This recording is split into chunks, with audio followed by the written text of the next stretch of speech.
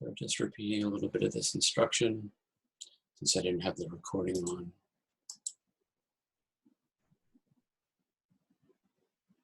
And sharing the instructions. It'll take a few minutes to tune into your internal world through following the movement of breath. Support of gravity and the spaciousness of space. Gravity on the exhale, space on the inhale.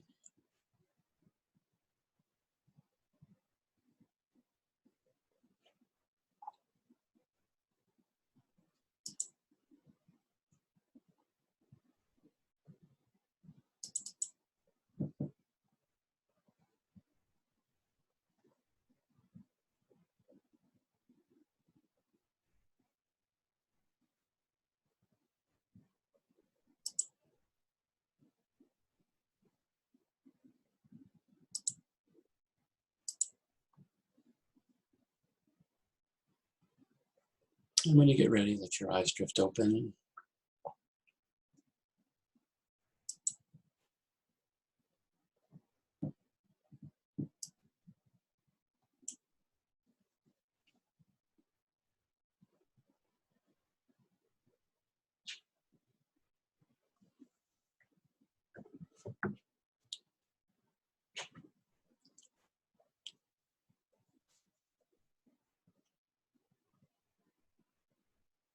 And when you feel ready, if somebody would like to share, I just want to say a few things from me. I really feel grateful that I have the skills to be able to offer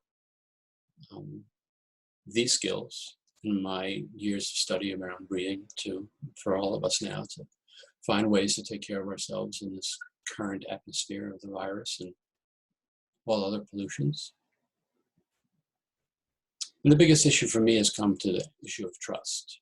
I've started to really tune into how angry I am that I can't trust the water, the food, or the air supply to keep me healthy. And the deep sorrow and loss of the people who are being hurt by it, as well as the fact that the planet doesn't feel safe at the moment. Our home is deteriorating. So I'd like to hear from some of you as a way of kind of getting in connection, and then we'll go on and I'll give the skills and do the PowerPoint and talk about what I have to offer. So if you want to speak, please unmute yourself. It'd be nice to hear from a few of you before we get started in this other way.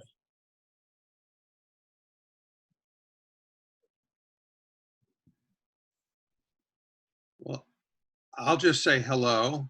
This is Corey. It's delightful to be here. Unfortunately, I've got to run in about 20 minutes or half an hour, but I wanted to just take in some of this vibe. And I'm already appreciative of the word buoyant, and just always found any interaction with you about breath to be quite delightful. So thank you. Thanks for letting me be here. Thanks, Corey. Appreciate you coming on.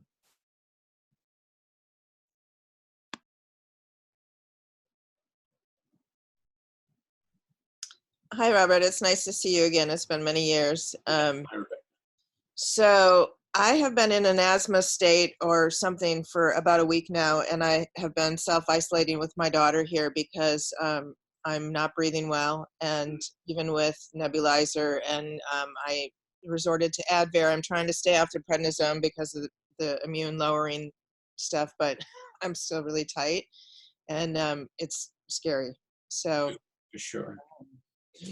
Well, some of the things will be reminders for you today. And also, when did you start your Advair? You froze, Rebecca. I started the Advair about days ago, but I've been doing either my inhaler or mostly neb treatments once to twice a day for really since about last Thursday. Okay. And it's not really, the Advair has helped, a little bit, but I'm not turning a corner, and that's freaking me out. Okay. All right. Appreciate that. And if some things don't get handled for you here, let's talk a one-to-one after this. Thank you. Mm-hmm. It's good to know that. Thank you. All right. Anybody else want to chime in? I just want to say hi to everyone. Thank you for offering this. I'm going to say a little bit about trust. Great. Who is speaking? That you mentioned, although I feel like Jennifer. Oh, okay, Jen. Jennifer. Go ahead. Sorry. Can you hear me? Yes. Okay. So about trust, that I appreciate that you said that we can't trust the outside, but I feel like I can trust my body to be able to protect itself. And that I feel very grateful to feel that inside of me right now. I want to say. I really appreciate hearing that, Jennifer, because really I think that that's the best shot we have, is to know how to use our bodies and how to be with our bodies so that they can really do the best job that they possibly can. I think we're being invited into an evolutionary development in terms of our own biological processes and our own immune system. And so to give it the best chance possible, which is some of these skills that I'm offering for the body to integrate, assimilate as best we can, and find a way to combat the virus itself. So thank you. I trust my body. Thank you. Thank you. Anyone else? Hi, this is Laura. Hey, Laura. From Berkeley, California. And I'm here on this class with my 85-year-old mother who is at high risk for the virus. And we've talked together how, this could be a critical moment for her. And I think I was feeling my heart more around that today. It's been kind of intellectual and just a lot of firefighting going on in the world in terms of how to logistically manage things. And I was just feeling it in my heart. Love you, Mom. Laura. Yeah, it gets personal. It gets serious real fast.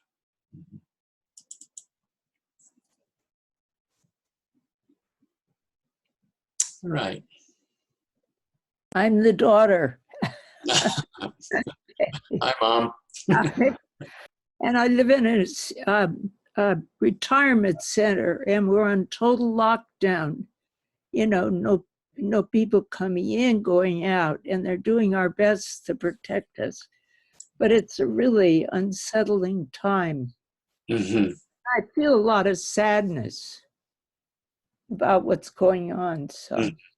And do you have good friends there that you at least can be with while you're there, and nobody can? Yeah, but we're supposed to, maintain at least a 6-foot distance, and not a lot of gatherings. So we're, it's a hard time, I think, for everybody. Yeah.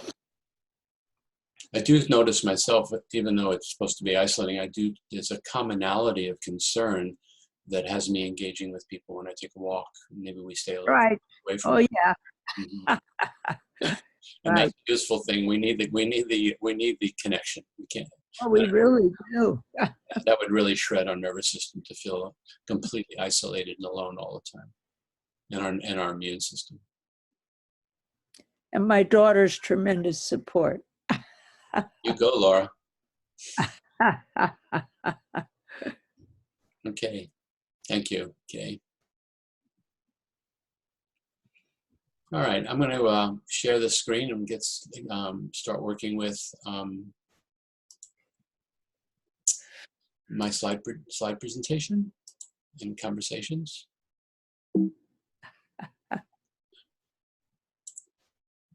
Okay, if you'd mute yourself again, that would be great. Oh, sorry. It's okay. Can everybody see the slide? No, not yet. Okay.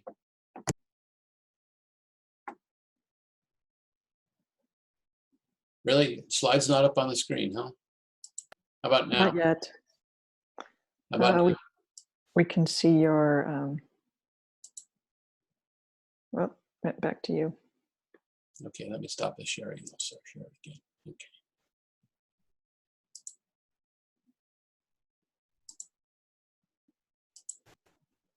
Now? Yes. Great, thank you. Okay, so hopefully that was useful. I think that's the simplest way for me to think about turning into breathing is just to follow the movement. As soon as I'm in touch with some biological process, I feel like I come out of my mind and come into my body a little bit. And I really appreciate the support of gravity and the spaciousness of air. So I just wanted, I know it's been a week or 2 weeks since a lot of this information came out at first, but there's been a lot more articles by people who are literary and are concerned with bodies and psyche about, some of the other things that are happening around the virus, what it's stimulating in other avenues. And since I've been writing about and researching and seeing that 91% of the world's population doesn't have clean air to breathe, that's a heartbreaking number. And some of you have heard me speak to that. And even in the United States, you can't go to a national park. There's no healthy air left in the national parks. So this was a satellite image just to point out what happened when the virus came and decided that fossil fuel emissions were no longer necessary for the planet, and other forms of survival had to take place. So no air pollution over China, except a little bit in Beijing and some of the other bigger cities, but it completely cleared up when the cars went off the road and when the factories stopped producing. And amazing that people who weren't able to breathe for decades are all of a sudden finding out, yes, they're worried about the virus, but on the other hand, we don't have to wear masks because we can't, because of too much smoke in the air. So that's kind of an amazing thing. And I was also happy to see this particular result also, that the cruise ships are off the seas. And most of these cruise ships have now shut down.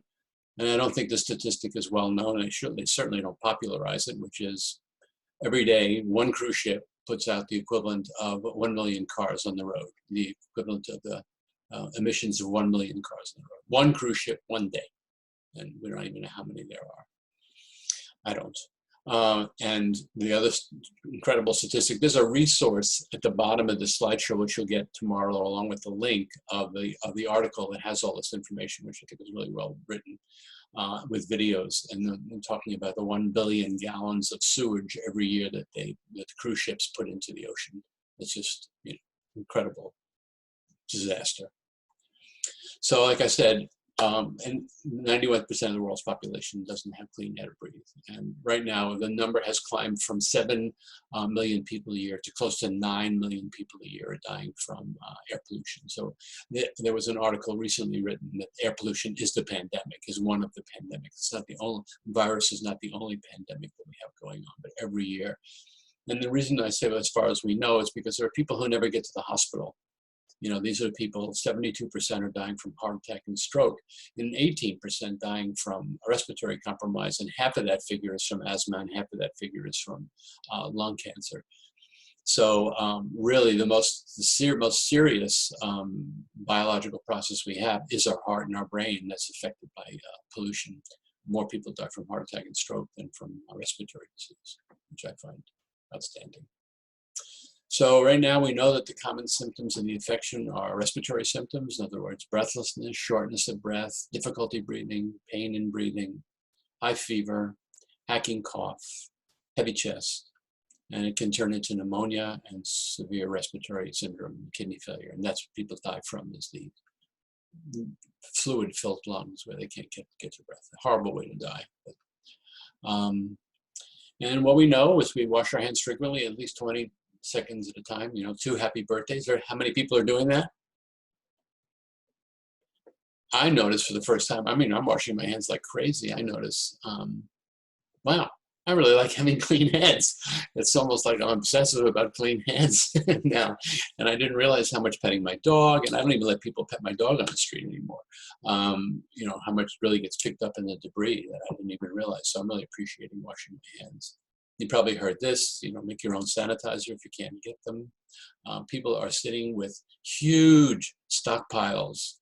It was in the New York Times this morning, 20,000 bottles of hand sanitizers, people all over the world, because they were price gouging for $120 a bottle. And so that Amazon cut them off. So there's stuff out there, it's not available. And sneezing and coughing into your sleeve at the end of the day.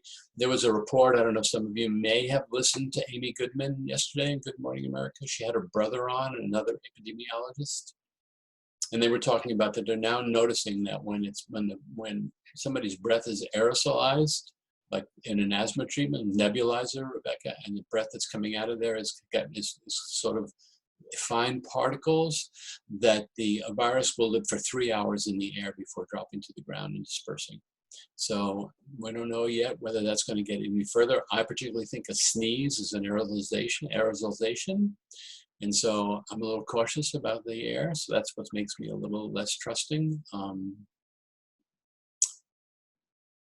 So we'll see if they come up, if they speak to that a little later, but certainly it gets transmitted through the air and then it drops to the surfaces. So have to be careful what we're walking into.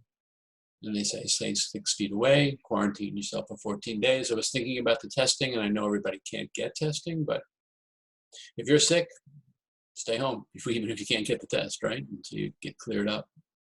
And you want to stop, we want to do things to strengthen the immune system. So all the things that I'm going to teach today are all about that. They're all about how do we treat our immune system in a way that it can at least have the best chance to deal with one thing and one thing only. So if we can, yeah, go ahead, Francis. Robert, has anybody, something I've been wondering about is cloth. There's a lot about wiping down counters and stuff. Yeah. But has anybody here found out or heard whether just running clothes through the washing machine in a regular cycle actually does anything in terms of getting rid of the virus? If it's, somebody's kind of sneezed at you or your arm is brushed against something? Well, I'm going to say I think it does, Francis, because if you wash your hands for 20 seconds and you've got your laundry in hot water with the soap for longer than 20 seconds, and I use mostly all the time in my laundry, I use 7th generation non-chlorinated bleach. So I put a little bleach in the laundry as well. So I'm going to think that it really does. Okay. Yeah. Anybody else want to say? I hear some heads bobbing in response. So that's the logic for me, Francis. Okay. Yeah. All right. So virus can be, what we also need to know is what we're discovering is, hello? Is that it's also can be, depending how close you are. I mean, we breathe out water vapor all the time. I mean, it's got to be in the water vapor of breath.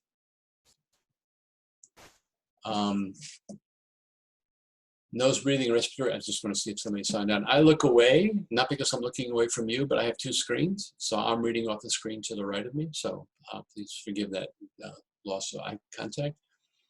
Nose breathing and respiratory system is our first defense.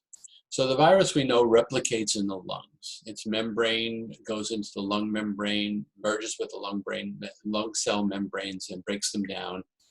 And inside the cell, the virus membrane, which is lipid soluble, breaks away, and the virus gets replicated by our DNA. And as it keeps getting replicated, it fills out into the lung tissue and breaks down regular lung tissue and creates a tremendous amount of debris and replicates and cause more illness. So the immune system is going to go on high alert to do what best it can to ameliorate that proliferation of the virus itself. So one of the things that we need to know, and I think we hear about it in the media, is that when the immune system goes on high alert, it can get overactive and it can begin to destroy healthy tissue. And one of the things that makes it overactive is fear and anxiety. It triggers the autonomic nervous system to say there's a threat in the environment.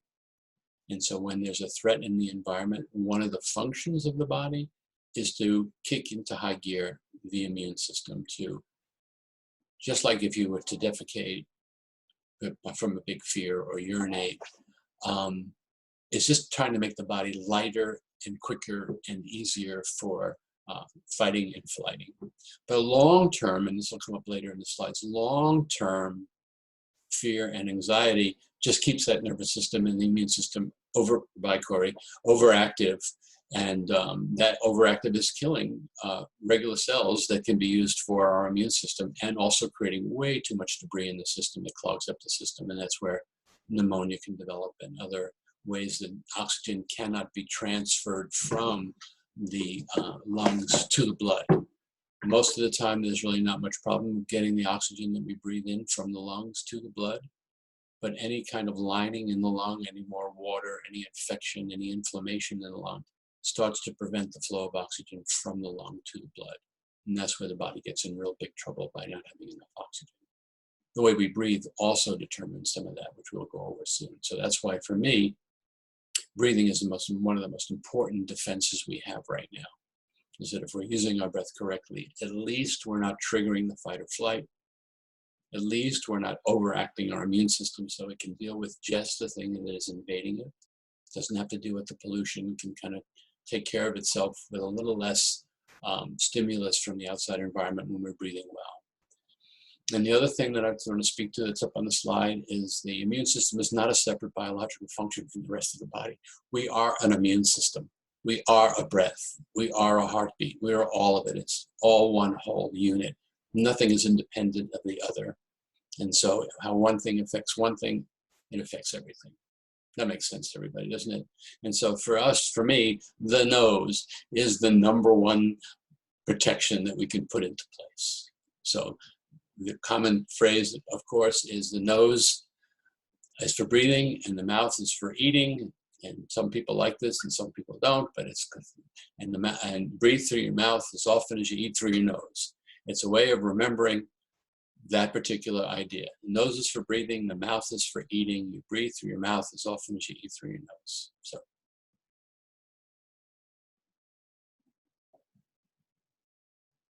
Yes, all right.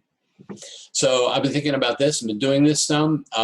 You know, one of the things that cued me onto this that was really important was some video I saw about pollution in India, which is, of course, one of the highest polluted countries in the world. And they designed some nasal filters that people put in their nostrils, little filters, and walk around with them all day rather than masks. And after a couple of hours, they're black.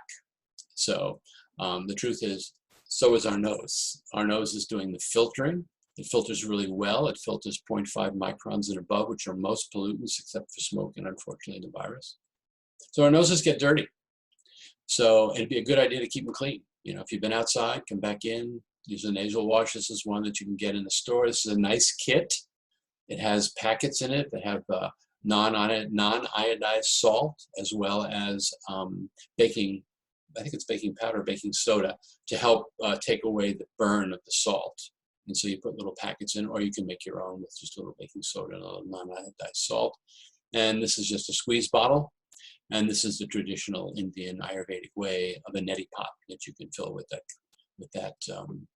mixture and then pour it in one and out the other to keep your nose clean. Harder to do when your nose is really stuffed. It really doesn't work well. So the nasal wash here is better to help get it open because the other has a little pressure. The other, it just won't flow if the nose is stuffed.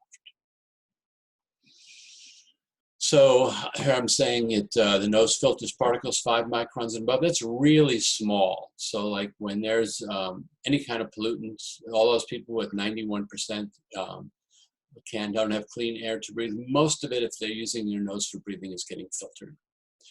Anything smaller than that are smoke and viruses. But so very useful to do that, to keep nose breathing. The other things that it does, it controls the temperature of the air to the lungs. So the lungs only like 98.6 degree temperature, body temperature. Lungs like body temperature air. So when we breathe through our nose, it goes through all the sinuses, and all our sinuses are fully invaginated with blood vessels everywhere. And blood is the way that our body controls the temperature of our body. So it has a great ability, water has a great ability, blood, to absorb heat and to disperse heat. So when air comes in, if it's too cold, then the blood will warm the air before it goes down into the lungs. So the lungs don't have to stress about getting contracted because it's too cold and it's not the right temperature. Or if you're in a hot climate, it will absorb some of that heat back into the blood and disperse it out through the skin. So it's watching the temperature for the lungs. It regulates the humidity. That's why hydration is really important right now, to keep the mucous membranes really moist. You know, for anybody who read The Body's Many Cries for Water, the recommendation there was half your body weight in ounces per day, no more than 8 ounces in 15 minutes. Body can't absorb more than that, so there's no point in drinking a liter down really fast. And so mucous membranes in our lungs, in our nose, and our throat particularly, it helps us cough it out when it needs to, the debris, cough it out, or we swallow it and the hydrochloric acid in our body will destroy what's in there. So keep moist. And some people say they're upping their water intake now.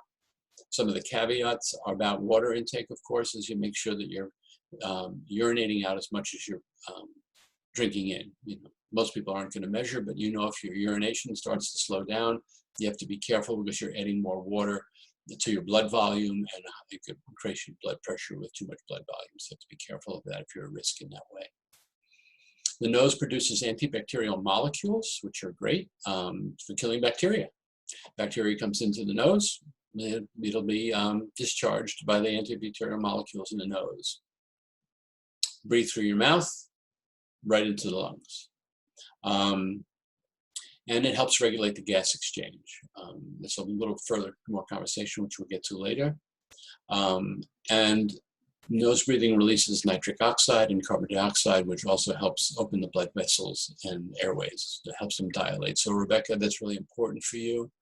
The more you nose breathe, you know, almost for you right now, you shouldn't be talking or using your mouth, only just for eating. You know, you could even tape your mouth with paper tape and just be quiet in your nose all the time.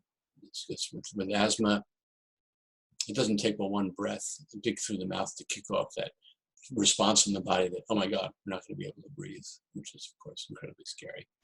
And I do think, this is my own personal opinion, there's no proof on this, but what I said earlier, by presenting the virus to our nose first and not directly into our lungs, yes, I mean, we have this nose for a reason. There's going to be something going on. There's going to be signals sent throughout the body from the nose that something's here that needs to be dealt with. And at least it gives it one step more interference before it goes directly into the lungs for the body to innovate some kind of response to it that may keep us, you know, healthy and alive. So for me, just my own way of thinking, breathing is a sacred gift deserving honor, caring, tenderness, and grace. It's our life force. It touches us on the inside and offering potential for comfort. And it is the one thing that every species on this planet does. We are all doing the same thing. It's a unifying reality of belonging. We all share the air. And James Lovelock and the Gaia Theory wrote about it. We create this atmosphere. We create it with our breath. We create it with the way we use our emissions. We make it. It's ours. So let's make it the way it was. That's how it got formed in the first place. It was bacteria that formed that the oxygen in our air. And, you know, on your own, we're not going to go too much in today, but I do like to make a point for that there are no two breaths alike. Every breath is different, so it's an opportunity to see what's going on now. Even in the nanoseconds of the inhale and the exhale, everything is new moment to moment to moment. It's a creation, a manifestation. And when we finish our exhale, the truth being, we don't know if we'll get another breath. We never know. It comes in, it's a gift. Thank you. We have arrived again into creation. So it's a fractal of our life and death, from the first breath we take in to the last breath that we give out. So for me, I'm working with trying to get comfortable with that truth, because the greatest fear for me of the virus, of course, is that I'll lose my life. And if I can hold my life in a little more lighter place in the reality of its tenuousness and that it comes and goes on each breath, maybe I'll have an easier time if something more serious happens to me. I don't know. Push comes to shove, we'll know the truth there. All right, so the nose. These are two pictures of the nose, for those who are interested in what the nose looks like. The top picture is one without the nose. It's at the base of the nose where the turbinates live, and those are the turbinates you see there. And the turbinates do to the air what you see in the bottom picture. It spirals the air. So it's not a linear design, our breath, just like we see when we see trees and leaves blow. They don't blow in this direction, they're just dancing. So our lungs are dancing with the spiral of our own breath. So I see some of you closing your eyes. It's a good way to feel into that, to really feel that our whole body's movement never is really linear. We sway, we rock, we move. And that's set up by the breath. It's set up by the spiraling and the movement of the breath. And that spiral in sacred geometry carries more information than any other shape in nature. So we see it replicated in all kinds of plant growth. We are the same. So it supports the immune system.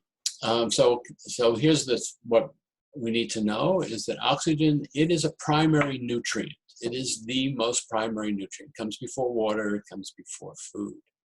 You'll get a copy of these slides, Lori. And so what is the function of it? It comes to the cells, it comes to the mitochondria. And those little mitochondria, we want to be really grateful for them. They're like 3 billion years old, right? And they were around and they were part of the anaerobic bacteria kingdom, which before oxygen, when there was only sulfuric acid and carbon dioxide in the air. And they metabolized that really well and they outgassed oxygen. They just kind of farted oxygen all over the place, those little anaerobic bacteria. And they polluted the environment with oxygen. And so 98% of what was alive at that time died. All the anaerobic bacteria just died. They just went, secluded themselves at the bottom of the ocean where the volcanic jets are. And those little mitochondria are the precursor of those bacteria that learned how to metabolize oxygen. And so that's what we have in our body, those early bacteria that metabolize oxygen and outgas carbon dioxide. For our own health. And so when it gets to those mitochondria are producing the energy that runs our body. That's where we get our energy in the form of ATP. And so for every molecule of oxygen, we get 38 molecules of ATP. The numbers are astronomical. We can't even count the numbers of what we're producing. So when a body is fully oxygenated and manufacturing the full complement of energy, then the immune system has a chance. If we are not breathing well and we are not able to distribute as much oxygen from our blood to our cells, then we are reducing our energy production and making our immune systems having to work harder. And so part of what happens, we just want to get this one particular idea across, is that carbon dioxide regulates the distribution of oxygen from the blood to the cells. And the way that we maintain the balance of carbon dioxide in our system is through nose breathing. If we use our mouth for breathing, especially in the exhale too much, we give off too much of that carbon dioxide. It changes our pH in our blood and reduces the availability of oxygen to leave the blood to go to the cells to make energy.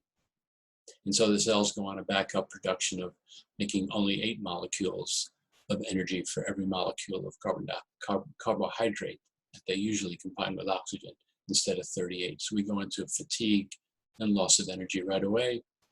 And that's a real severe stress on the body to have the cells of our body be in starvation for their major nutrient.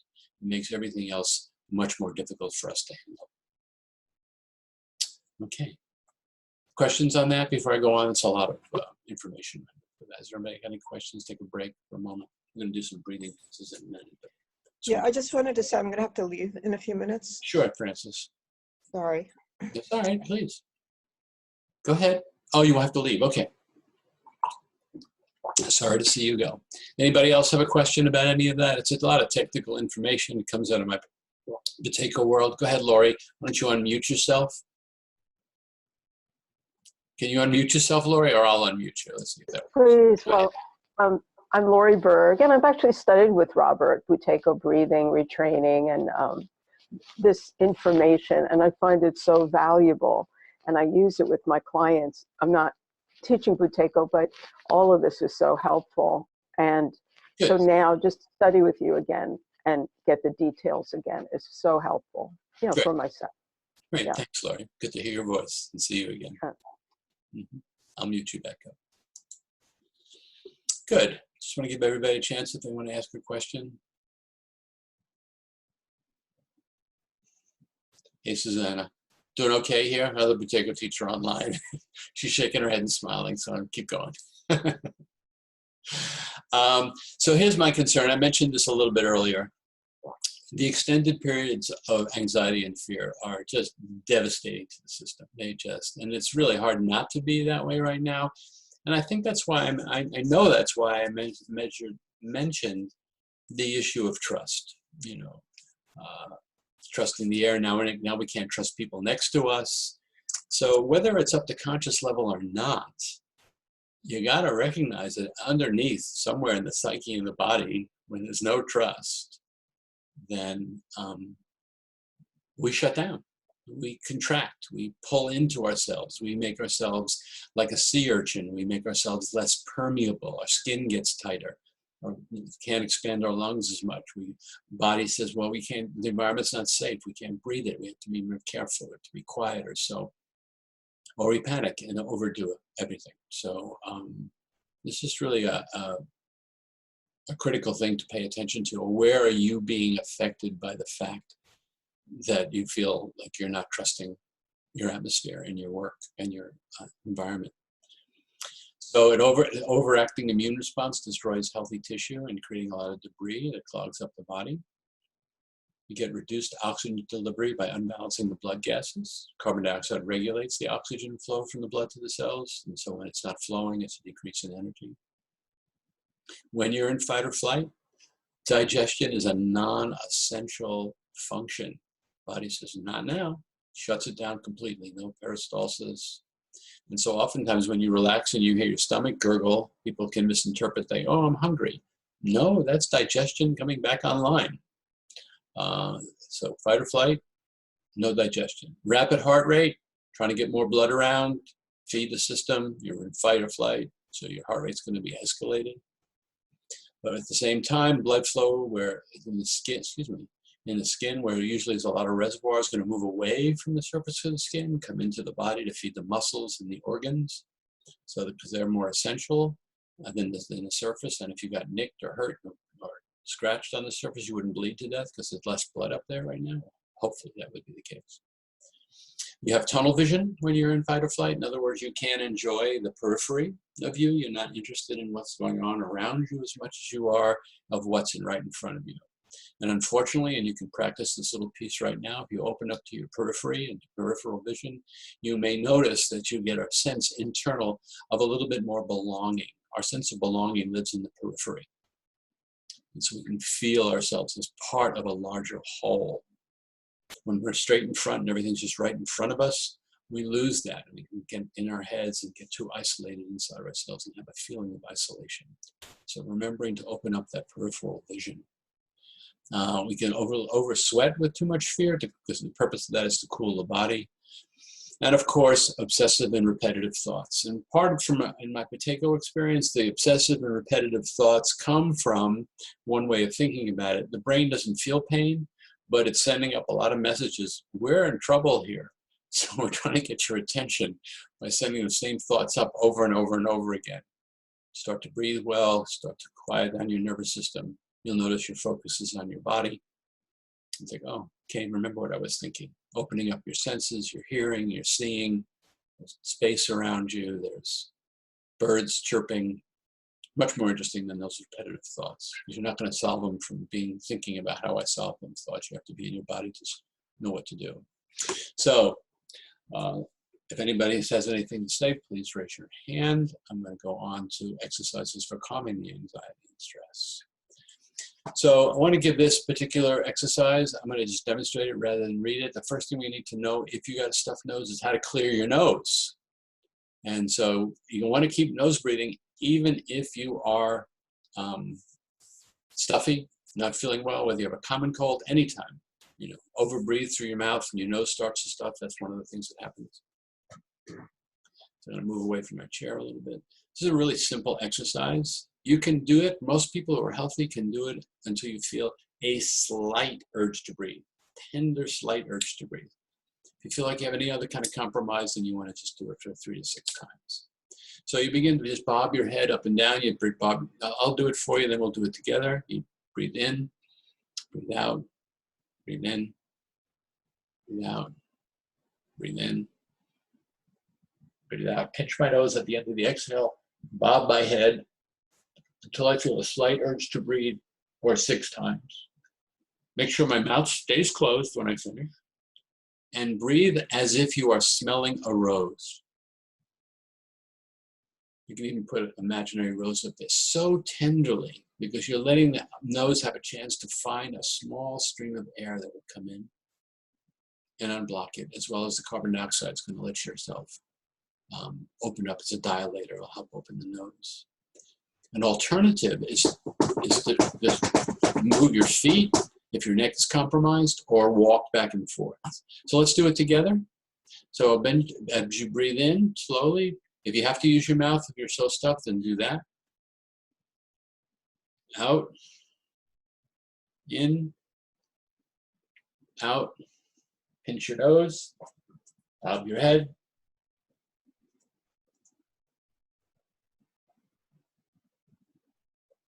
And breathe like you're smelling a rose.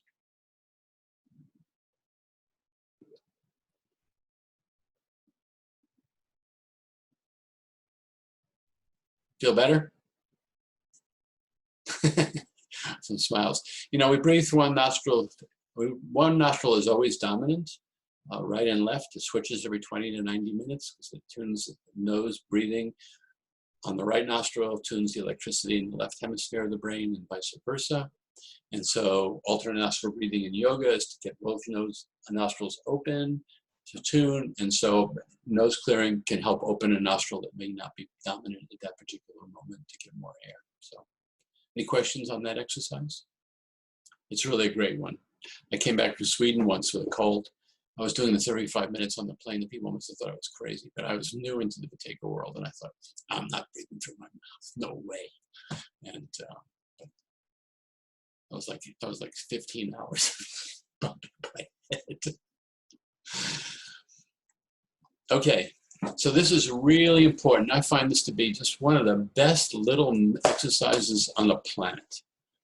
I'm a movement teacher as well. Some of you know that, a continuum movement teacher, so I'm real tuned to where I'm breathing from and what's happening and how my body is functioning in breath. And so it came to me after teaching Buteyko for quite a number of years and having my own times when I'm not feeling well, or I yawn or I sigh. I see that those activities, the coughing, sighing, yawning, and sneezing, they're all the energy to sneeze and to cough and to sigh, they're all coming up in this direction. It's all energy that moves up towards the head. One time, not a problem, but if we're sick and we're sneezing all the time and we're coughing all the time, everything is coming up towards the head. We get stuck there and we start to breathe from our chest. And that's going to be the slowest recovery possible. When you're chest breathing and you've been sick, your body's struggling. It can't get enough air. It's tight. It's going to be anxious up here, feeling like it's never going to have enough. So this mini pause, which is really simple, after you've sneezed, after you've coughed, after you've yawned, anytime, you take a breath in through your nose. Do it for yourself now. Take a breath out at your own pace, and then suspend your breathing for 3 to 4 to 5 seconds. Just don't take a breath. Feel your body when you breathe in. Just notice where you're breathing from. In my case, it always feels like I get lower down right away. I've been talking a little bit, a lot. So I've been a little up here, just doing the mini pause. I'm back down. Sylvan, you feel that? You see your head shaking? Yeah, great. Yeah, it's great. And so when you're sick, you want to do this all the time. And like it says here, you can do it 10, 15 minutes before going to bed to reduce congestion. But you can do it 2-3 times a minute if you need to. Every time you cough. No excuses. Cough, do a mini pause. Sneeze, do a mini pause. Especially if you're not feeling well. Get back down to having your breath come from your diaphragm, not from your chest. We'll do more of that. Okay, questions? Roxanne? I also do this when I'm walking, when I'm walking up a hill, especially. It helps to maintain, just maintain my breath. Great. Thank you for that suggestion to everybody. Great. Okay, moving right along. So breathing while you're talking. I'm trying the best I can here. I feel like I have a lot of information, so sometimes I get away from myself here, but I think we said it before, but I'll say it again. Mouth breathing, if you saw a bear come in your front door, you're going to go, ah, and your whole body's going to be on sympathetic overload. It's going to be gearing up for fight or flight. Every time you use your mouth for breathing, you trigger that fight or flight. So if I'm talking and I run out of air and I grab a breath from my mouth, I'm increasing my own activation. So the way to really do this properly is when I speak and I feel like, and I follow the mandate to pace myself so I can always use my nose for breathing. When I feel like I run out of air,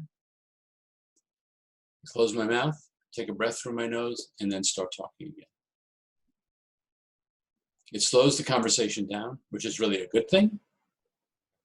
It slows your listening down, which is also a good thing. So the information I gave you on the last sentence can be more assimilated. And actually, in my slowing down pace, I'm no longer thinking about what I'm going to say. I'm just trusting that the words I need to say in this moment are coming to me. But this practice of nose breathing and following movement really, over time, develops a sense of friendship with your own breathing. You want to know how breathing behaves in your body and how your physiology behaves based on your breathing behavior. Breathing is a behavior when it's not being allowed automatically. And even when it's allowed, it's a behavior. So when I do this talking piece, what I find really fascinating about it when I do it well is when I stop to breathe for myself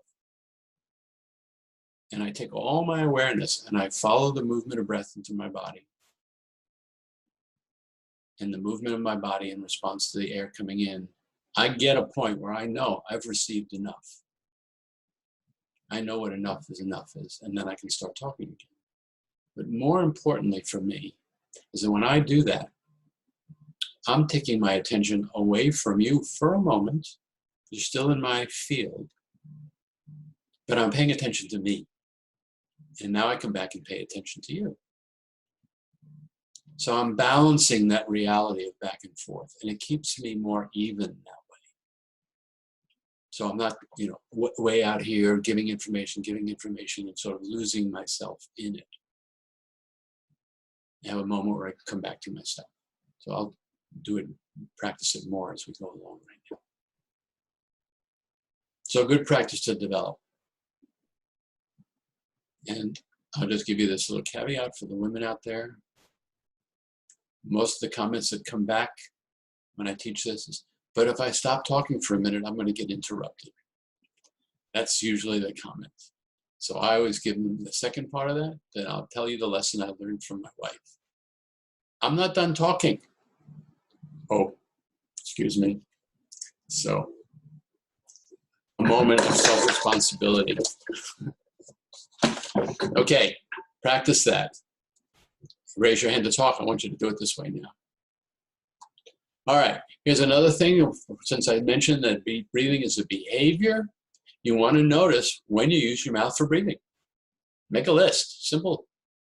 Once you start noticing it, you go, oh, wait a minute, I'm about to do that thing that I always do when I open my mouth to breathe. Let me take a moment to get conscious. So my number one on the list, there were two number ones on the list for me. One was getting out of my car. I don't know what happened. I nose breathe fine. Turn the car off, take the key out, open the door, open my mouth to breathe. I don't know. Second one was going out to get mail in the mailbox. I had this huge fear of the mailbox. So my whole world's going to change. I was so controlling that I felt like I don't want anything coming in from the outside. I learned to stop that, and I learned to stop worrying about the mailbox too.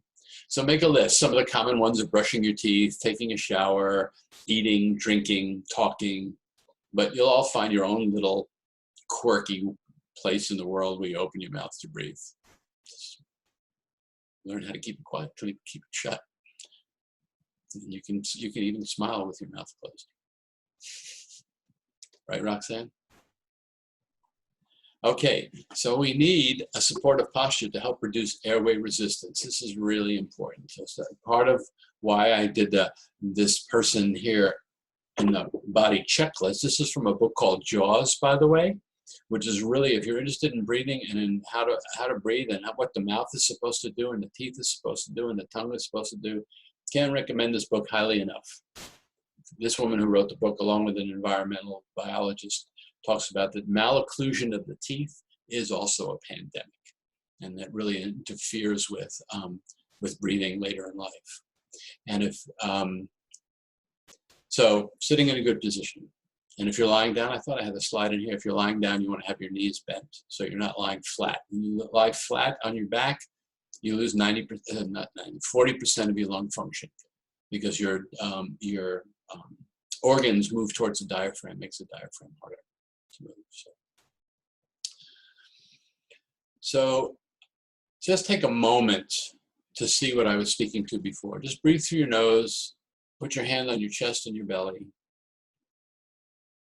And notice which hand moves first when you nose breathe and you're sitting in a good position.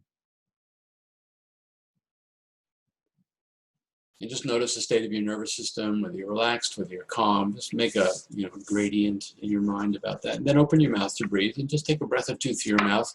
Notice where the breath moves to and notice the state of your nervous system. See if it changes. Some people it does, some people it doesn't. Go back to nose breathing and see what happens.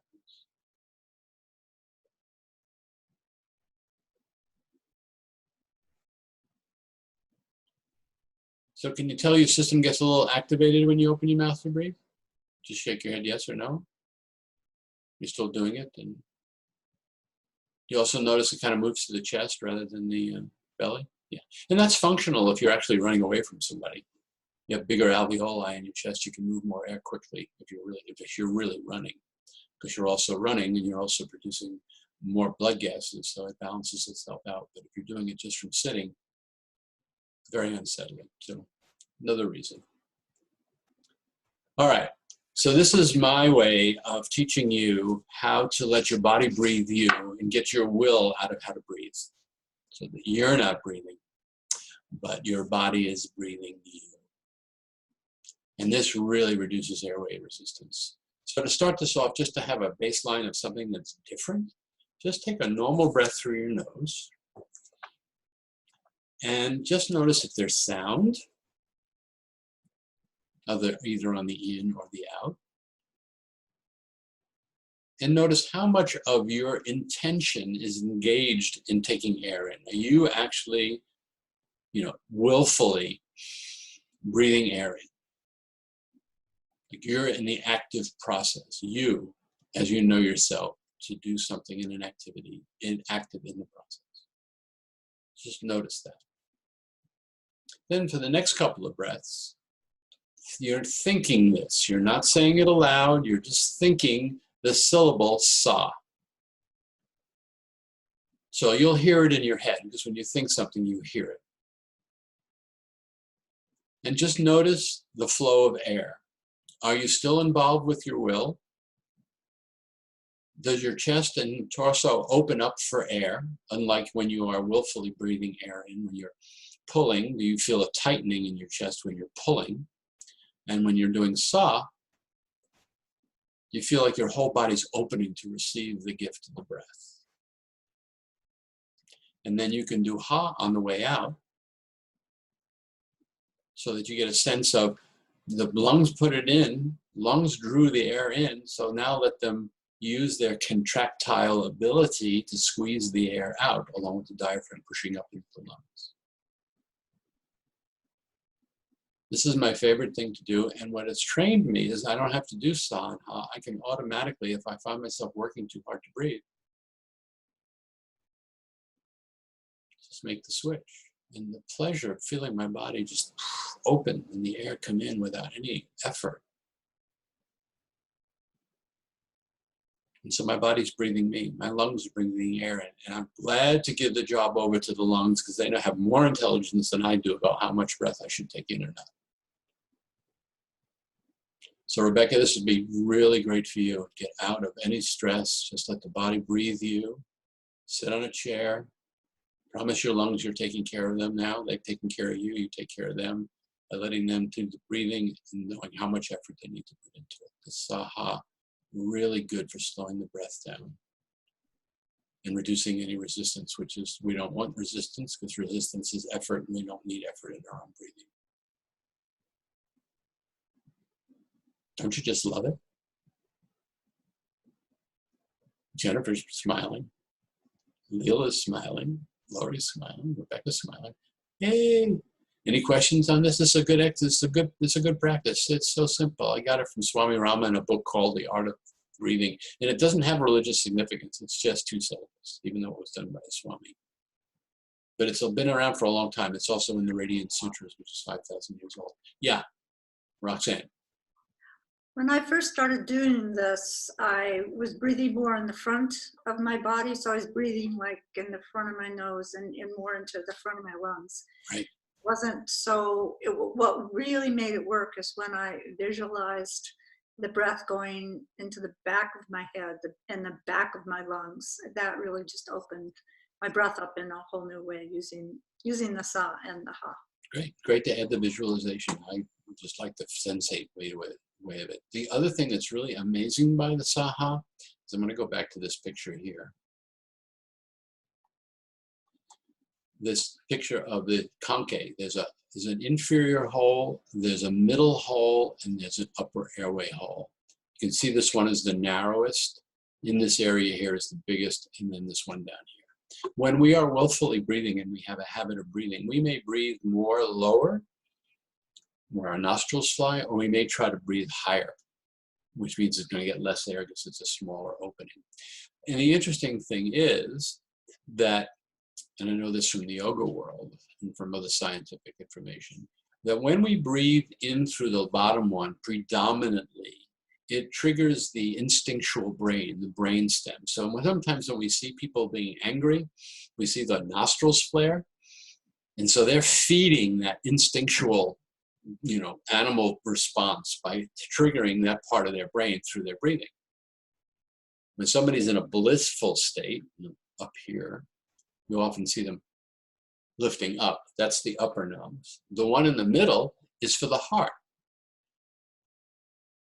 And so that opens the heart. So when you do Saha and you let the lungs pull the air through, it's going to pull it through all three openings. So you're going to get a synchronicity and coherence of tuning of your instinctual brain, your heart, and your cognitive brain. I like that. And you can play with that on your own by trying to isolate and feel into what you notice gets opened up in you. But Saha opens up all three. And so you are a walking wholeness. I like that. I never said that before. Okay, so take that away, use it, practice it so that you really know how to go.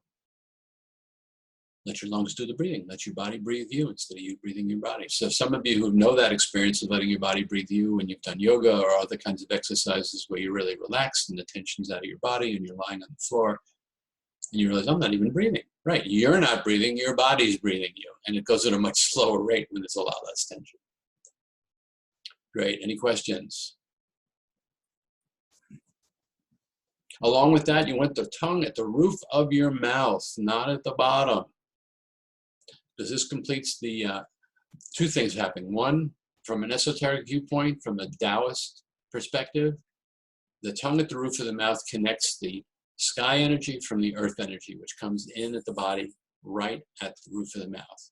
With the tongue there, you marry the two, and you complete what's called the microcosmic orbit. Your body is in wholeness. You move the tongue away, you can actually feel a disconnect from that orbit. Put the tongue back. Whoa, I'm hooked in. You're in the orbit.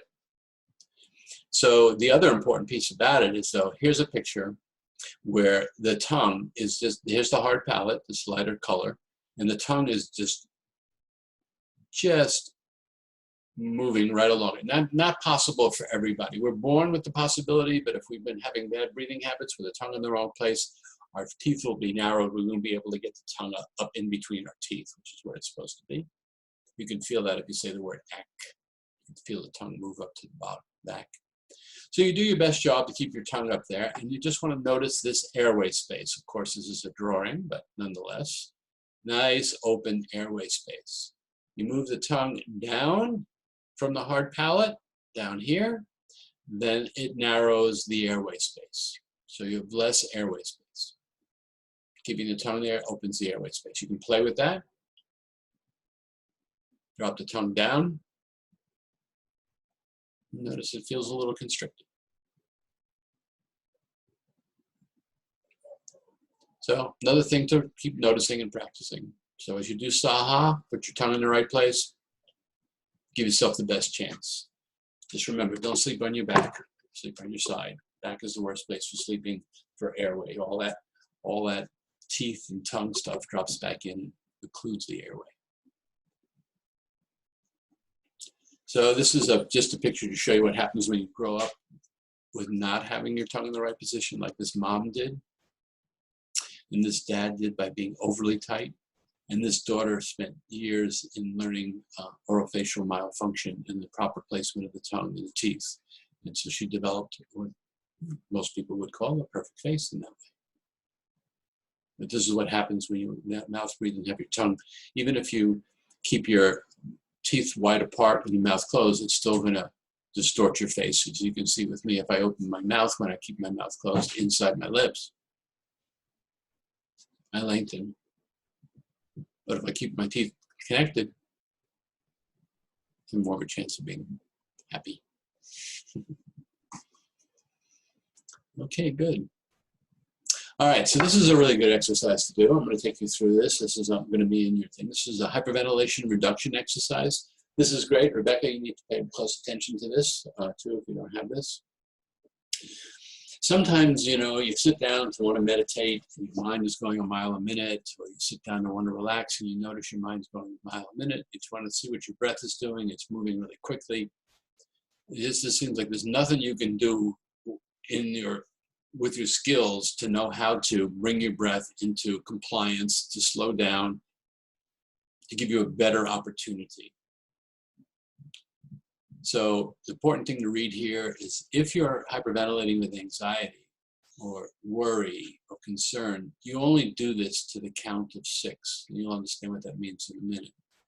But if you have asthma, what you're really trying to do is really open your airway. And carbon dioxide is a bronchial dilator. So by increasing your carbon dioxide levels through breath holding, you're going to be able to soften the smooth muscle around the bronchi, because it also is a dilator for that, and also open the airways. So, but if you can't get to the, I'm going to say this, if you're struggling, like maybe you are, anybody here, Rebecca, if you can't get to the count of 10, that's okay. Just go to the count of 8 and go backwards. So basically what you're doing, and we're going to do this together, is you're going to breathe in for 2 seconds and then out for 3 seconds. And then you're going to pause for 2 seconds.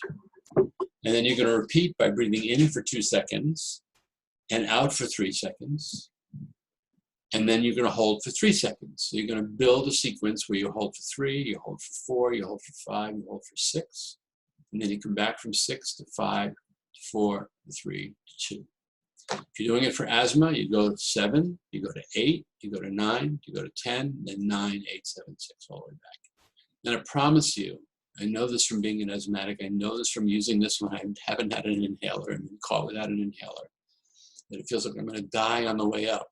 But on the way down, and the airway opens, it's like, oh my God, thank you. The airways are back and opening again. There's such relief in it, in that moment. So somebody's going to be knocking at the door outside, which means my dog's going to bark. So bear with me here. All right, you ready to try this together? 81 seconds. I brought people out of severe panic attacks in 81 seconds doing this 1 up to 6. Fabulous little exercise. Trust me, it works. Rebecca, I'm going to only go to 6 tonight, but on your own, you can do it up to 10 if you try it, okay? To see how 6 makes you feel. Are you ready? Everybody ready? So take a breath in. Take a breath out. And suspend. 1, 2. Breath in. Breath out. Suspend. 1, 2, 3. Breath in. Breath out. Suspend. 1, 2, 3, 4. Breath in. Breath out. Suspend. 1, 2, 3, 4, 5. Breath in. Breath out. Suspend. 1, 2, 3, 4, 5, 6. Breath in. Breath out. Suspend. 1, 2, 3, 4, 5. Breath in. Breath out. Suspend. 1, 2, 3, 4. Breath in. Breath out. Suspend. 1, 2, 3. Breath in. Breath out. Suspend. 1, 2. Breath in. Breath out. That actually took 84 seconds, but feeling a little more relaxed. You may have been relaxed before, but feels like it's serviceable. Yes, yes, no, no. Thank you, thank you. It's a, you know, it might have been a little fast for some of you. If you note that and say, well, that was a little fast for me. I don't usually breathe that fast. Remember, this is supposed to be done when you are breathing really fast and you're trying to slow it down. So you can also extend that exhale to 4 seconds if it feels a little fast, or 5 seconds. But it's to be used when you're having trouble catching your breath. So another tip from Roxanne, it can be done after you've gone uphill or when you're walking and you feel like out of breath. It's a little longer exercise, but really it helps you condition your breathing so that if you find yourself walking or doing exercise and you need to slow down, catch your breath so you can continue to breathe through your nose, you can do this right in the middle of exercise. Rebecca, did it help you at all? It did. I'd feel a little lightheaded though from all of everything. Okay. So just, yeah, you know, just see if you can just let it all slow down a little bit. Yeah, Leela. I have a question. Can we breathe out through your mouth? Sometimes I can't get enough air out through my nose. I don't have trouble breathing in through my nose, but sometimes I need to exhale through my mouth. Well, I think you can do that until you really get a sense of letting the air leave your nose. I mean, that may be because you're not giving your exhale enough chance to really settle out and lengthen itself until it's really complete. Sometimes, I mean, a lot of people, I don't mean to use that superlative, but there is a lot of people, they abort their exhale too early and they're always gasping. They feel like they can't, so they can't get enough air, they can't get enough air out. The problem with breathing out through your mouth is then you're giving off too much carbon dioxide. The body, carbon dioxide is a major hormone of the body. It's a regulator. It's not a waste gas. And so we have to look at the fact that, you know, atmospheric change in gases, blood changes in gases. When you breathe out through your nose, the load of carbon dioxide that's being released, 2/3 of that load stay in your sinuses in your nose. So when you breathe back that part of the carbon dioxide that's going to feed your system. Sort of like breathing into a paper bag if you're about to faint. If you breathe out through your mouth, you get the whole load out. For every 1% decrease in the carbon dioxide load in your body is a 2% decrease in the flow of oxygen. 3 big breaths out of the mouth is a 7% decrease in oxygen, in carbon dioxide. The load in the body is a 14% decrease in the flow of oxygen. And therein lies the myth of deep breathing. Breathe in, breathe out through your mouth. You do that 3 times, you go, yeah, I'm really relaxed. And next thing you know, you're actually anxious again, real quickly. It doesn't settle the system at all, because now it's oxygen starved. So I say no. In the long run, just getting used to. The biggest thing about breathing out, and the hardest thing to, I think for me it was very difficult, is to allow my exhale to leave on its own.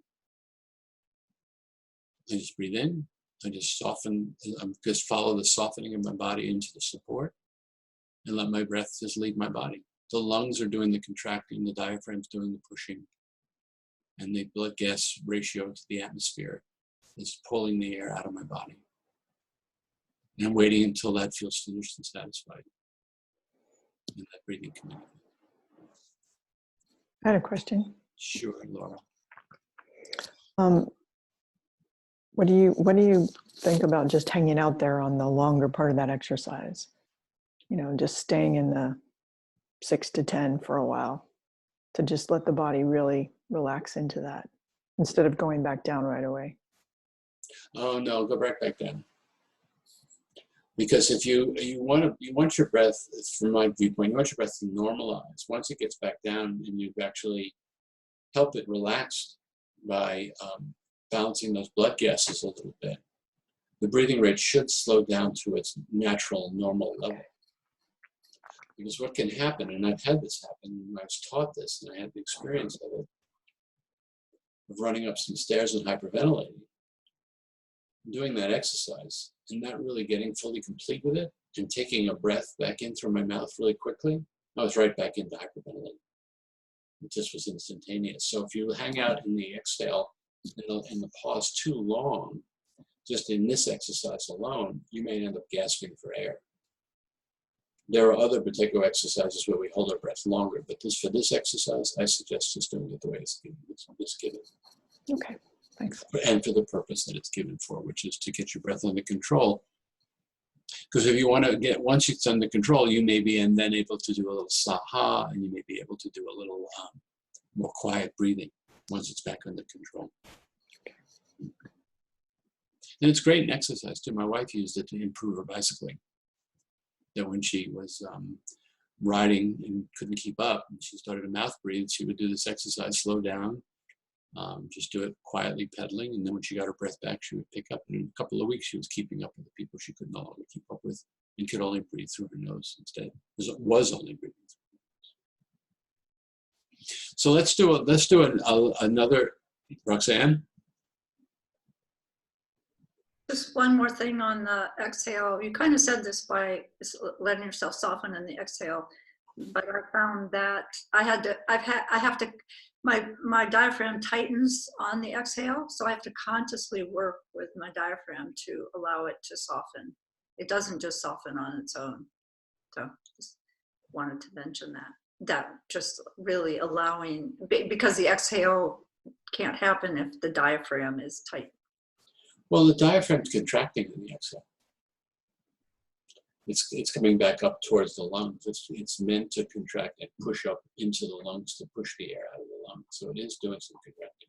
Well, I'm just saying mine doesn't naturally contract because I'm holding it. Oh, I see. Okay.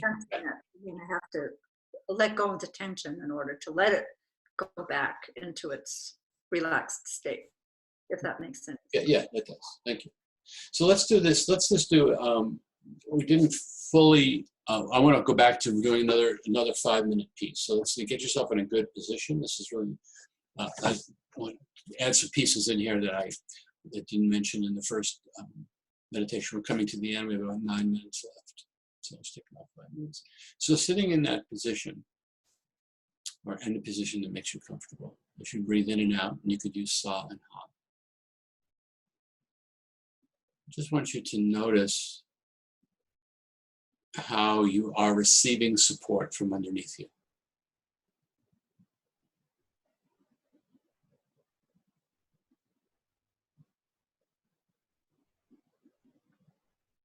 So however it is that you are receiving support, I want you to keep the sensations of support and your awareness of receiving support in your awareness as you inhale. So you breathe in, you breathe out, you notice how your body softens, you notice where the support feels. You keep that awareness of support and you breathe in. And notice, if you can, that breath, the body is moving with breath from support. Where you registered the support is where breath feels like it's moving. So I'm going to say this in another way to help articulate myself. You come home at night, you put your car in the garage. You don't look for your car out in the street in the morning. It's the same thing with breath. You leave your breath off in your body and let it where it lands most heavily in support. So that when you breathe in, you're breathing in with an awareness of support. So breath is arising from a supported place and actually moves the bottom of your body first.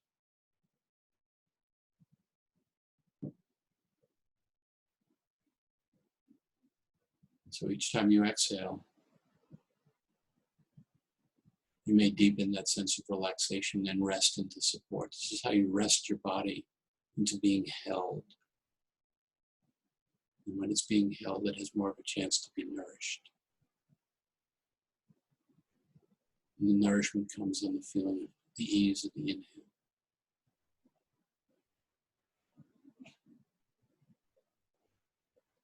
You want to learn how to rest your body. The exhale will take you to teach you how to let yourself receive support. It'll automatically light up in your awareness. If you're lying down, you may feel it in your back, in your legs, in your heels, in your head.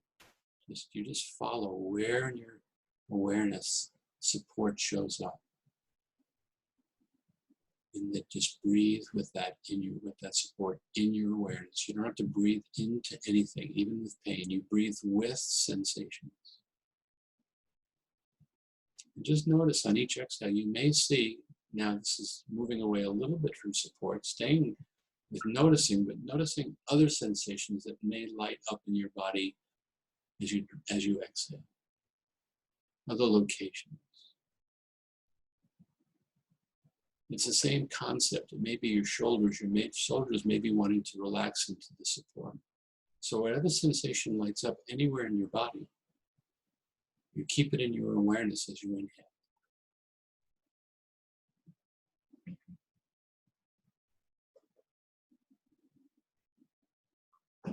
And you notice the movement in that place that you put your awareness.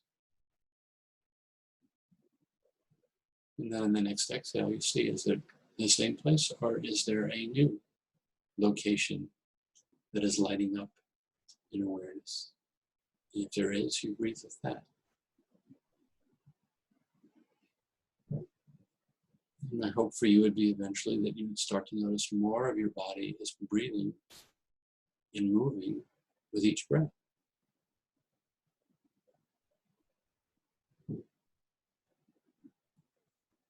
So your body is drawing your attention through sensation, whether they're pleasant or not.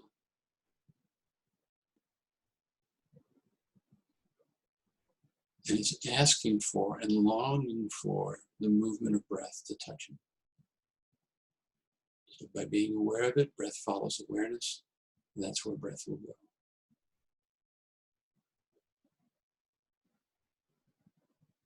And as you get quieter, you may notice your heartbeat. Or you may want to find your heartbeat on your pulse. And keep your heartbeat in your awareness while you breathe it in and out, if it shows up.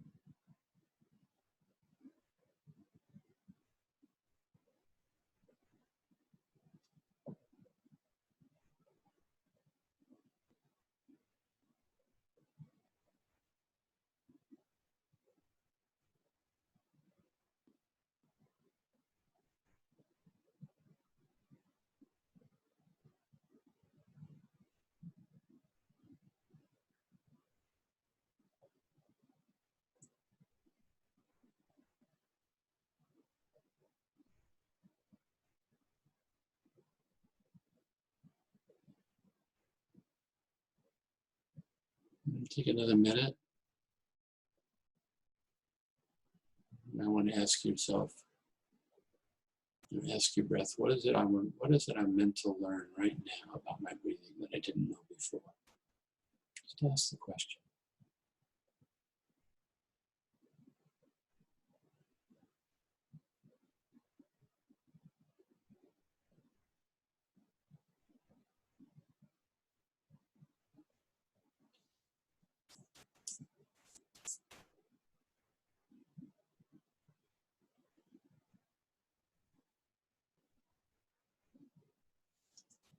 And letting your eyes take a little sips of light before you open them fully, just to kind of let your body adjust to some visual stimulus.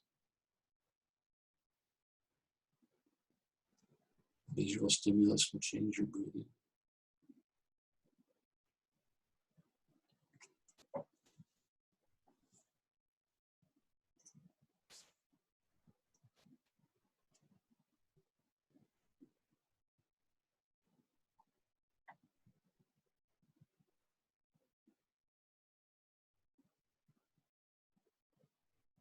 Wonderful, thank you.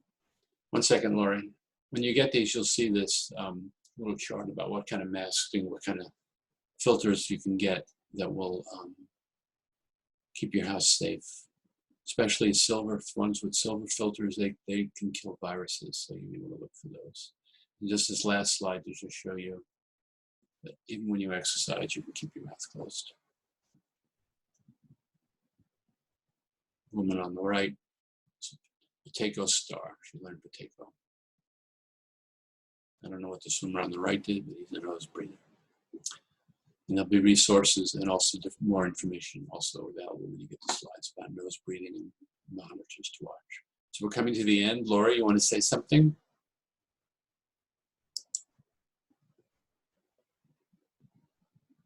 Hold it, Laurie. You got to unmute you. Sorry. Go ahead. You're unmuted now. It's good. Okay. I wanted to thank you first. This is very useful.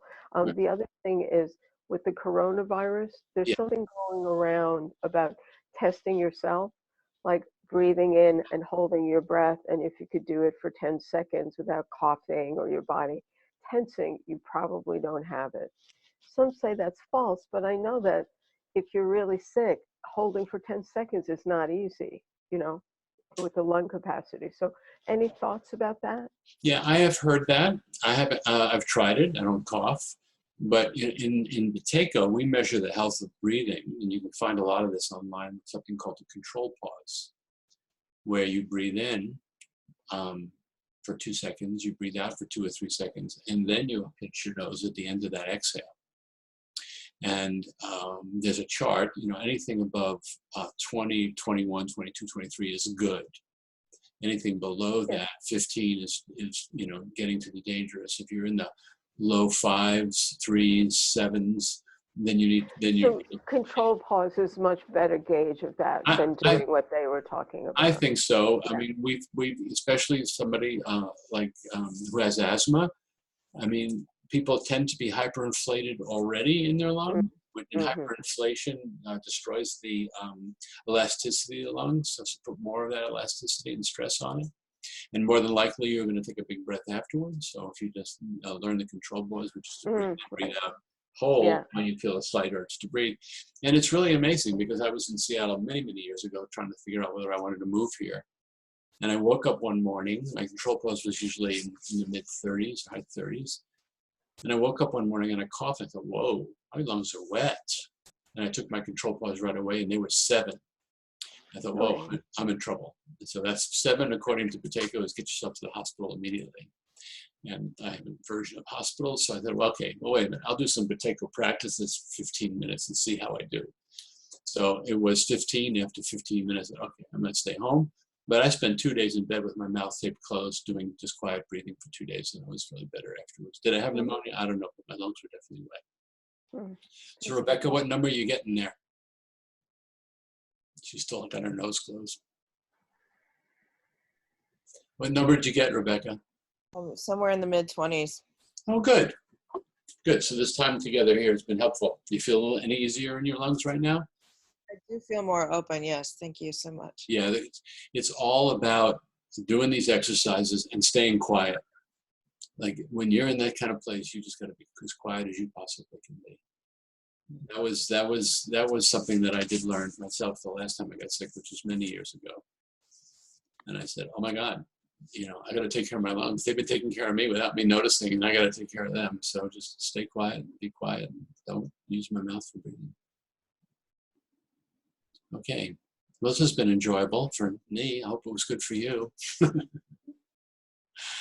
Any questions? Any last minute questions? Any comments? I really appreciate you staying on screen and being here. I wanted to offer one comment to is it Lila about the exhale, because I also found for years doing Bateco that I couldn't slow my exhale.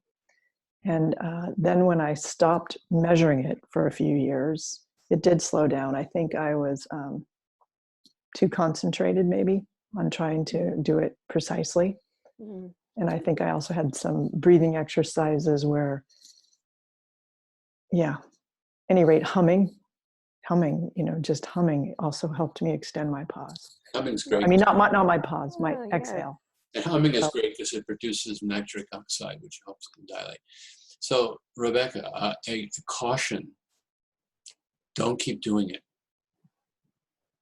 Do it once, if you know, maybe you want to check in once or twice a day, but if you keep doing it because you want a good number or you're just worried about it, it can raise your blood pressure. So be really careful about that. You don't do it constantly throughout the day. If you do some exercises and you feel like you've been really resting and you want to measure, okay. But just kind of, am I okay? Am I okay? Just don't get involved with that way. It can really raise your blood pressure. It's not good. That's why, Laura, I really like the Saha. I put my lungs back in charge. And I also really, those are the things that are most important to me. The fact of support from gravity, that I really allow myself to rest and be held. And when I can do that, my body just starts to trust that I'm taking care of it, and it begins to open and begins to breathe easier, find the breath it needs, take a bigger breath if it needs it, then slow it down. And the more of my body that actually moves with breath, the less I have to breathe. Because what drives breathing is tension. Tension is twofold. One is that it needs a lot of energy to keep it running, so it needs a lot of oxygen for that.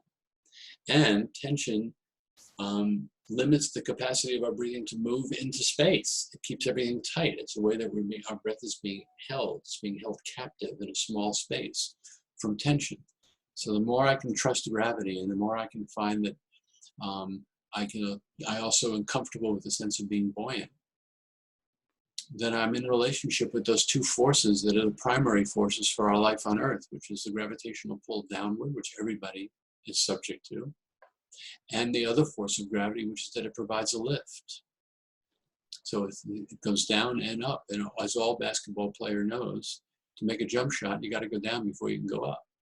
And so it's same with the breath. The breath has to really drop down to its bottom place and really get comfortable with allowing the exhale to finish itself beyond where you think it might be done. So breath can arise from the depths, not as a deep breath, but from the depths of the body is where breath arrives from. It's primary, it's cellular, it comes from the depths. Thank you. Yeah, you're welcome. That's a whole other conversation, but worthwhile putting it in there right now. Can I ask you something quick, or you Please, gotta go? Lori, I'm actually willing to hang out. I don't really. Oh, great. Yes. You did say it was an hour and a half, so it's fine. Yes. Well, I just noticed there's something that you taught us quite a while ago that I use all the time when I'm afraid I'm getting sick. And that's the thing with the 100 toothpicks, where you do 30 minutes of breathing and then you're holding for 3 to 5 seconds and then regular breathing. And I tell you, within about 10 or 15 minutes, I think, okay, I'm a goner now. And it turns around and I do the nasal stuff too, and I do not get sick. And right now is such an important time to do that because of thinking, uh-oh, am I getting, the virus? So could you include that maybe? Because it's so good. It's just been, I teach it to my clients. It's just fantastic. Well, it was the mini pause that I taught earlier. Yes, but more of 30 minutes of it. It was like doing it 100 times in a day. Right. When you're feeling sick. And so the way to keep them was get 100 toothpicks out. Right. And every time you do one, you move the toothpick to the other column, and so that you can see that you've done 100 by the end of the day. Yeah. So thanks for so effective. It's just like my secret weapon, sort of thing. So I wanted other people to know about it if they didn't. Yeah. So doing 100 mini pauses in a day. So that's a good move for anybody who's not feeling well and who has asthma to keep doing that. Because it keeps reminding the body to stay down low. Don't get caught breathing up here when you don't feel well and you're getting anxious. The last thing you want is the energy to move upward and get caught in your chest breathing. So but it turns, it's like I start feeling a sore throat and the nasal thing. And I swear I do it 30 minutes in a row. I do like 90 breaths, 30, with 100 breaths in 30 minutes. Wow. It's like the sore throat literally starts to go away. I mean, it's so powerful. Anyway, I don't want to take up more time. No, I'm really glad fantastic. You did that. Like, I can't thank you enough for that one. Well, what you're speaking to, it's a real immune booster. Yes. That you're rebalancing your blood gases so that you have a real clear balance of. So the big issue that we haven't really gone into depth is you need a certain level of carbon dioxide in your bloodstream to balance the pH of the blood. When the balance of the pH of the blood is balanced, then oxygen flows freely from the hemoglobin and the red blood cells out to the other cells. When CO2 levels are off, the blood can become too acidic or too alkaline, and that just inhibits the flow of oxygen immediately. And it doesn't take but one breath to disrupt the blood gases, but to bring it back like you're talking about, it's a very powerful tool to bring back the carbon dioxide levels to normal and release the oxygen and boost the immune system. So great, thanks for a reminder of that. Yeah, that's about 90 breaths, I guess, for the minute, but fantastic stuff. Thank you. All right, good. Yeah. Should write that up. Send it to me. Anything else? I'm happy to do it. All right, good. Thanks, Laurie. Yeah. So here's my request from all of you.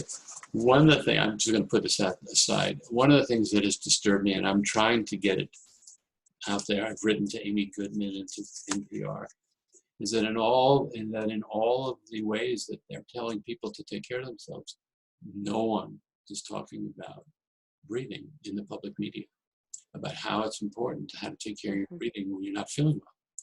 And I think that information needs to get out. I think particular practitioners need to be interviewed. And so if anybody has any connections to say, listen, there's resources out here that aren't being talked about, pass the word along, even if it's not me, I don't care. It's just a crime. It's the major thing we need to know about. This is why I started doing this, to get people. And so please, last week's is now posted on my YouTube channel, The Breathable Body, so it's free up there now. This one was a little different, but I'll give it another week, and then I'll probably put this one up also. Feels right to let people have access to this, and I appreciate your support in it. It keeps me going as well, so I really appreciate that. Anything else? All right, then I bid you goodwill in the voice of Dr. Robert Freed, who is a breathing specialist. Breathe well, be well. Thank you so much, Robert. Yeah, you're welcome. Thank you. Thank you. Yeah, take good care, everybody. Nobody gets sick. Bye.